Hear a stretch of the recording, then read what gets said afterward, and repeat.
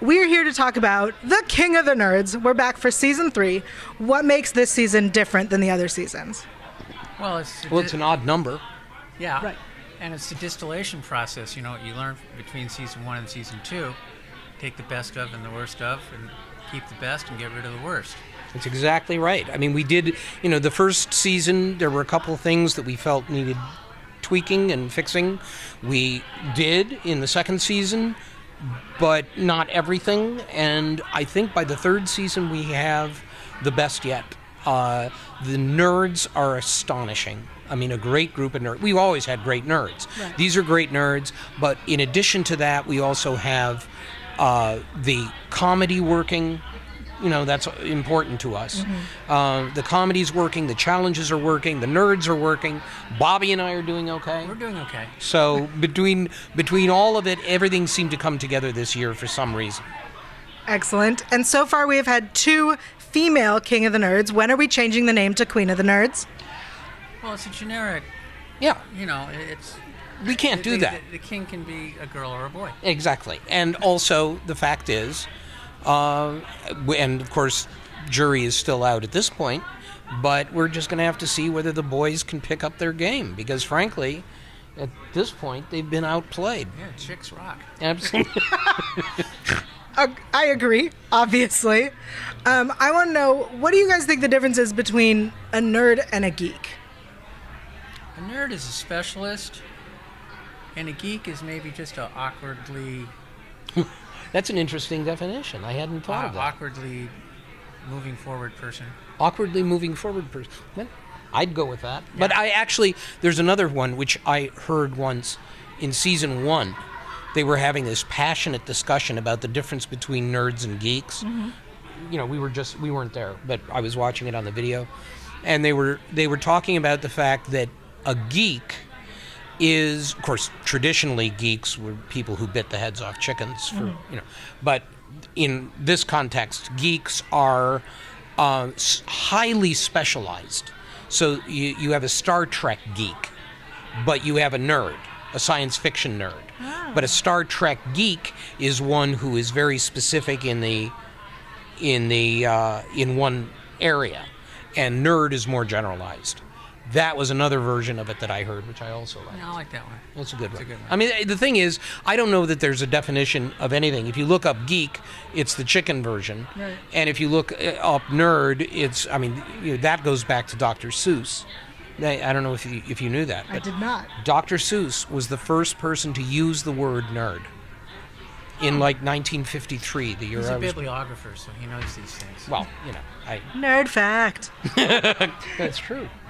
I want to know, what is the best room in Nerdvana? Boy, that's hard to say. Probably the game room. Yeah, well, that game room is astounding. I mean, it just goes on and on. And in the second, of course, we've moved Nerdvana from first season, but last 2 seasons it's been the same. And this season I went in there, and it was the same room, but it's just like I was finding new things. It's one thing after another. You can get totally lost in that room. And it's really comfortable with really comfortable chairs and sofas and lots of alcohol and really bad snacks. I mean, it's perfect. It's a perfect room. Are the nerds big drinkers? Sometimes more than others. Yeah, they do okay. It's a big part of the budget. Exactly. Exactly. We had, season 1, it was sort of half and half. Season 2, there were only 3 people who drank. It was a really sober season. This year, we had more. Were there any ragers happening? No. I don't remember if they I had don't any remember a rages. wager. No, not this But, year. they enjoyed themselves. Actually, now that I think about it, I said season 1 was sort of half and half.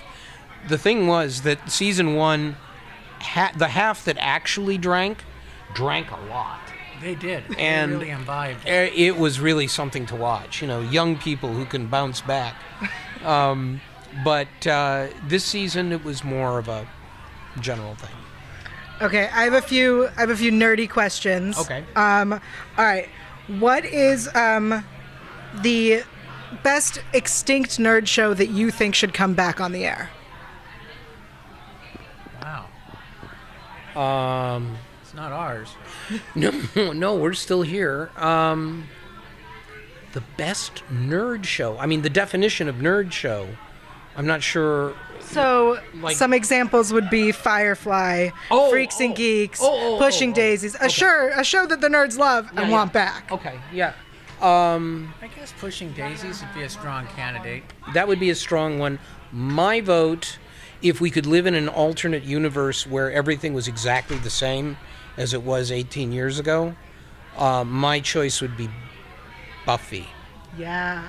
That was a great show. That was a great show. Yeah. So that would be mine. Yeah. Good choices. All right.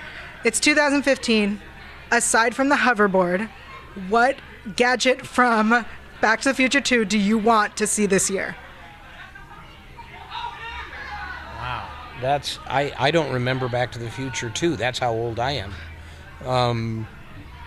I don't. Hoverboard's good though. Hoverboard's good, but I don't. Great if we could have those, finally.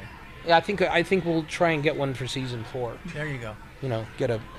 Get the first one to be on King of the Nerds. Awesome. Thank you guys so much for talking to me about King of the Nerds. We are so excited. Season 3, Friday nights on TBS. 9 o'clock. 9 o'clock. We'll see you there.